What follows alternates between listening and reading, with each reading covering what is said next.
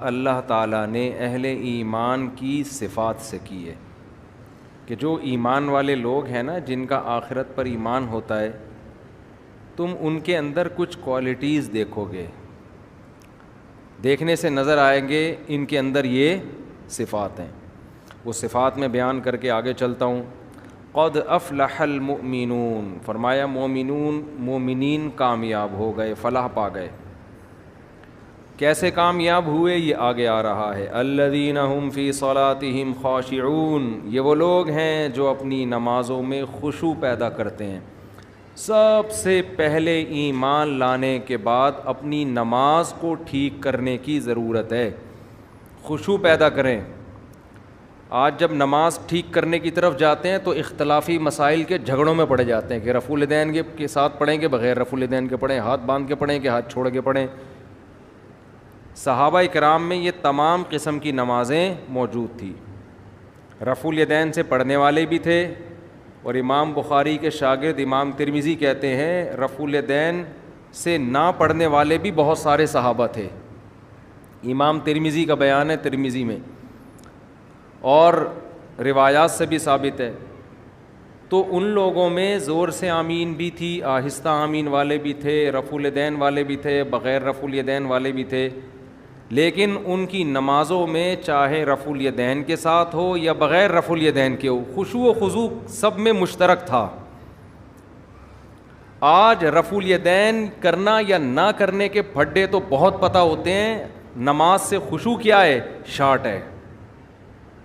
تو ہماری نمازیں تو چاہے بغیر رفع کے پڑھیں یا رفع کے ساتھ پڑھیں، قبول مجھے لگتا ہے کہ نہیں ہو رہی۔ صحابہ میں ایسے بھی تھے جو ہاتھ چھوڑ کے نماز پڑھتے تھے۔ امام مالک کا یہی رائے ہے کہ ہاتھ چھوڑ کے پڑھنی چاہیے۔ تو ہر ایک کے اپنے دلائل ہوتے ہیں، تو ان میں الجھانے والے بہت ہیں، نماز میں خشوع پیدا کرانے والے کم ہیں۔ یہ اہل اللہ کی صحبت سے آتی ہے یہ چیز۔ جب اللہ والوں میں اٹھیں گے، بیٹھیں گے، رہیں گے، خوب سمجھ لو کچھ چیزیں تقریروں سے نہیں آتی، اہل اللہ کے پاس رہنے سے آتی ہیں۔ پہلے زمانے میں اس کی بڑی ویلیو تھی کہ اس کا شیخ کون ہے، کس کی صحبت اس نے اٹھائی ہے۔ آج یہ چیزیں مارکیٹ میں ان کی ویلیو ختم۔ کہتے ہیں بزرگ لیس، کوئی بابا شابا، کوئی بزرگ ہے ہی نہیں۔ اس کا نقصان کیا ہوا؟ نمازوں سے خشوع ختم۔ صحابہ نے نبی کے ساتھ نمازیں پڑھی ہیں، ان کے ساتھ وقت گزارا ہے۔ تابعین نے صحابہ کے ساتھ کیسے نمازیں پڑھا کرتے تھے، پھر تبع تابعین نے تابعین کے، یہ سلسلہ سند متصل کے ساتھ آج تک چلا آ رہا ہے۔ اگر آپ دین کسی سے پراپر سیکھتے نہیں ہیں، اس کی صحبت میں نہیں رہتے، تو آپ کی صرف کتابی عالم بن جاؤ گے، اور کتابی عالم خشکا ہوتا ہے، اس میں خشوع و خضوع نہیں ہوتا، خشک ہوتا ہے۔ وہ اسی علم کے ذریعے آگ لگا دیتا ہے فرقہ واریت کی، فتنہ پھیلا دیتا ہے، وہ لوگوں کو دین کے قریب کرنے کے بجائے دین سے دور کر دیتا ہے۔ ابھی غیر مسلم مسلمان ہوئے چند دن پہلے، ہندو تھے، پوری فیملی مسلمان ہوئی الحمدللہ۔ تو مجھے کہنے لگے کہ ہم اسلام لانے سے پہلے دیکھ رہے تھے یوٹیوب پہ، ہم بہت سے اسکالرس کو سن رہے تھے کس کے ہاتھ پہ مسلمان ہو۔ تو افسوس کے ساتھ کہنا پڑتا ہے کہ یوٹیوب پہ غیر مسلم لوگ کہتے ہیں، میں نہیں کہہ رہا، کہ ایسے لوگ بہت ملیں گے جو مزید کنفیوژن میں ڈال رہے ہیں ہمیں، مزید کنفیوژن میں، ایک دوسرے کی ٹانگیں کھینچنے میں۔ یہ ایسا، اس کی نے کتاب میں یہ لکھا، اس نے کتاب میں یہ لکھا، اس نے یہ جواب دیا، اس نے یہ جواب دیا۔ خالصتاً مثبت انداز سے کام کرنے والے وہ معدوم ہیں، کالعدم ہیں۔ تو غیر مسلم کیا سوچے گا یار، یہ کیا تباہی پھیلائی ہوئی ہے ان لوگوں نے، کیا کر رہے ہیں یہ۔ باہر مسائل، باہر بھی یہی ہے کہ انگریز مسلمان ہوتا ہے تو وہ ایک عجیب عذاب میں آ جاتا ہے، وہ ادھر ٹانگیں کھینچ رہا ہے، اور ہر آدمی کہتا ہے میں ہوں جو قرآن و حدیث بیان کر رہا ہوں۔ بس جو تمہیں اسلاف سے ہٹا رہا ہے، قرآن و سنت کی وہ تشریح کر رہا ہے جس میں تمہیں اپنا محتاج بنا رہا ہے، اتحاد کا لیبل لگا رہا ہے، لیکن امت میں پھوٹ ڈال رہا ہے۔ جو اسلاف کی دعوت دے گا وہ حقیقی دعوت، نام رکھنے سے نہیں کہ میں سلفی ہوں یا میں دیوبندی ہوں یا اہل حدیث ہوں، جو بھی ناموں میں کچھ بھی نہیں رکھا، عملاً پتہ چلتا ہے، عملاً پریکٹیکلی ہو کیا رہا ہے۔ کہ اس کے پاس بیٹھنے سے علماء کی محبت کم ہو رہی ہے یا بڑھ رہی ہے؟ بڑھ رہی ہے، اس کا مطلب صحیح ہے. نفرت پیدا ہو رہی ہے، سب سے بدگمانیاں ہو رہی ہیں، یہ ٹھیک نہیں ہو سکتا. تو غیر مسلم اسلام قبول کرتے ہوئے میں نے کئی کو تو نہیں کہہ سکتا، چند ایسے غیر مسلم دیکھے جو واپس کنورٹ ہو گئے کفر میں. اسلام لائے، تبلیغی جماعت میں وقت لگایا، نمازوں میں خشوع پیدا ہو. انہوں نے مجھے خود بتایا کہ جو باقی رہ گئے تھے نا، انہوں نے بتایا، کہہ رہے تبلیغی جماعت میں وقت لگایا، ہماری نمازوں میں خشوع، آخرت، ہمیں تو پتہ ہی نہیں تھا رفع الیدین کے، کچھ رفع الیدین کر بھی رہے تھے، کچھ نہیں بھی کر رہے تھے، ہماری صحت پہ کوئی اثر نہیں پڑ رہا تھا. ہم جیسے دیکھا عام مسلمانوں کو، ہم بھی لگ گئے اس میں. کہہ رہے جب ہم جماعت سے آئے تو پھر ہمیں جماعت المسلمین والے ٹکر گئے. انہوں نے کہا یہ سارے غلط ہیں، یہ حنفی کیا ہوتا ہے، شافی کیا ہوتا ہے، مالکیہ کیا، حنبلی کیا ہوتا ہے، یہ دیوبندی، یہ بریلوی، یہ اہل حدیث، یہ فلانا، اور لٹریچر لا کے جماعت المسلمین کو لازم پکڑو، صرف قرآن. کہہ رہے اتنے بڑے مسائل، ایک طرف یہ تھے، ایک طرف پوری دنیا تھی. کہہ رہے ہمارے بہت سے رشتہ دار واپس اسماعیلی بن گئے، آغا خانی بن گئے.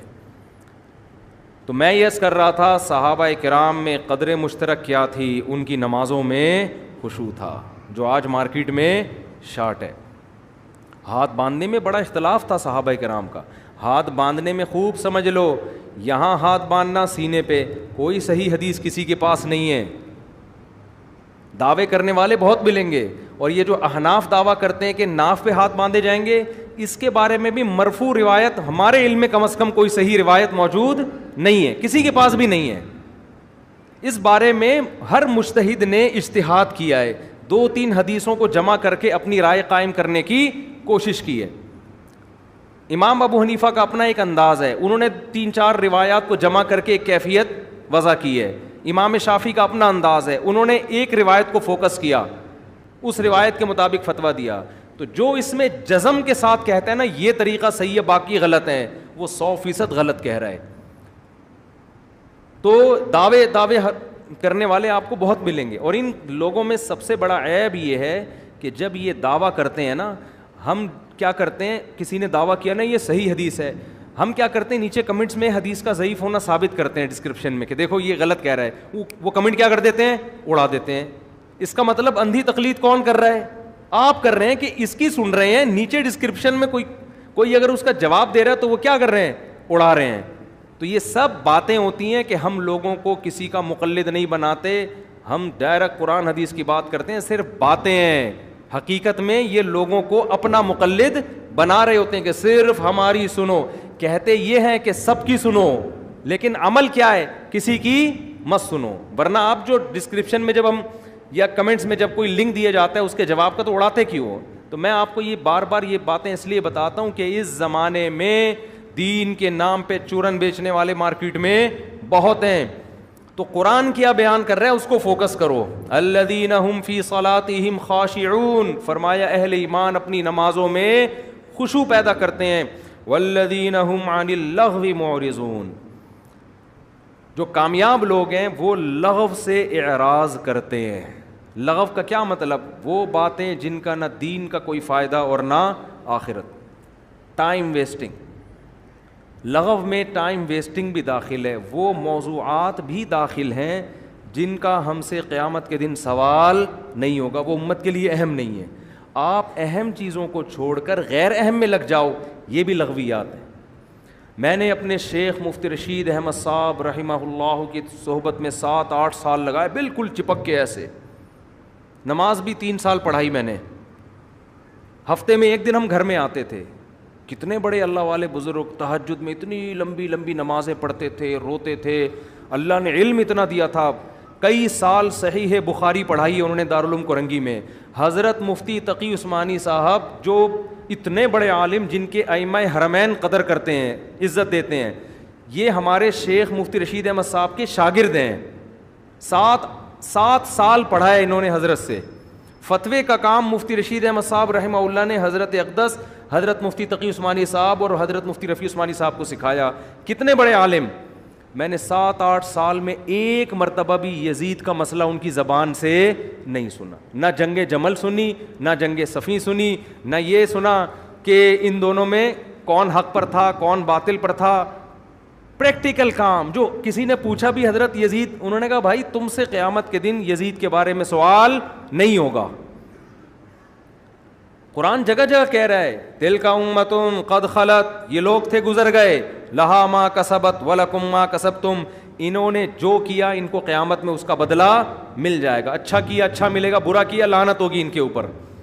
وَلَكُمْ مَا كَسَبْتُمْ, اللہ تم سے تمہارے عمل کے بارے میں پوچھے گا, تم کیا کر رہے ہو.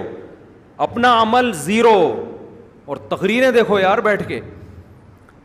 تو لغویات میں یہ بھی داخل ہے, جس چیز کا آپ کی پریکٹیکل لائف سے تعلق نہیں ہے اپنے آپ کو ان چیزوں سے بولو بچاؤ. آپ ڈائری بناؤ یار, میں فجر کی نماز تکبیر اولا سے پڑھتا ہوں, میں ظہر پڑھتا ہوں, میں عصر پڑھتا ہوں, میں مغرب پڑھتا ہوں, میں عشاء پڑھتا ہوں, میں اپنے ماں باپ کے ساتھ اچھا سلوک کرتا ہوں, میں نے بہنوں کی وراثت ان کے حوالے کی ہے, میں حرام تو نہیں کما رہا, میں تجارت میں جھوٹ تو نہیں بول رہا, میں تہجد پڑھتا ہوں, میں تلاوت کتنی کرتا ہوں, میں دین کو دنیا میں غالب کرنے کے لیے کیا کر رہا ہوں. تو آج آپ کو جس کے پاس بیٹھو گے نا وہی باتیں شروع کر دو گے.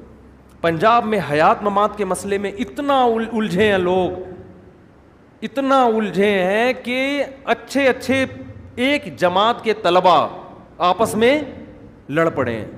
سارے مسائل ایک جیسے, ایک مسئلے میں اختلاف, اور وہ جو گالم گلوچ اور اتنا زیادہ آپس میں تماشا بنائے کہ آپ الامان والحفیظ. تو والذین هم عن اللغو معرضون کا مطلب کیا ہے؟ وہ تمام چیزیں دیکھو. ایک اہم بات کر کے میں اس آیت کو سمجھاتا ہوں, پھر انشاءاللہ کھوپڑی میں بیٹھے گی. ہے اپنی زندگی سے جو غیر اہم چیزیں ہیں, جو غیر امپورٹنٹ ہیں, اس کو کیا کر دو, بولو نا یار, نکال دو. امپورٹنٹ کی ڈیفینیشن کیا ہے, یہ بڑا اہم مسئلہ ہے. ہم نے ایک دفعہ ورک شاپ کروائی نا ٹائم مینجمنٹ کی, اللہ سلیمان احمد صاحب کو جزائے خیر دے, بڑے زبردست آدمی ہیں. یہ امپورٹنٹ کی ڈیفینیشن انہوں نے ہمیں بتائی, اور بہت خاندانی ڈیفینیشن بتائی. حکمت کی بات جہاں سے لو لے کے آگے پارسل کر دو. تو جو ان کا اسٹائل تھا اسی اسٹائل سے میں بھی پوچھ رہا ہوں. ہم نے پھر ورک شاپ میں نے خود کروائی, تو میں نے اس میں پوچھا کہ امپورٹنٹ کی ڈیفینیشن کیا. ہمیں امپورٹنٹ کام کرنے چاہیے, جو غیر امپورٹنٹ ہیں ان کو زندگی سے نکال دینا چاہیے.